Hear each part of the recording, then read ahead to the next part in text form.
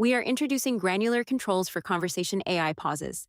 With this update, the setting Send bot to sleep when I send AA has been split into two independent options for manual and automatic messages. Let's check the changes out.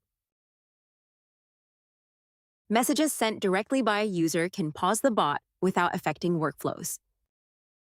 Messages sent via automations can be sent without unintentionally stopping the bot. If no changes are made or both options are enabled, the bot will continue to follow the previously configured sleep behavior. Let's go over how to access and change the sleep configurations for your conversation AI bots. Go to the Conversation AI tab inside the AI agents and create or edit a bot. Toggle manual message, workflow message, or both to enable bot sleep.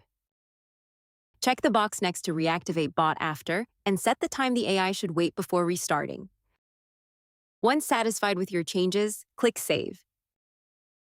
This gives users greater flexibility in controlling bot behavior based on how messages are triggered, improving automation precision and reducing unintended bot pauses.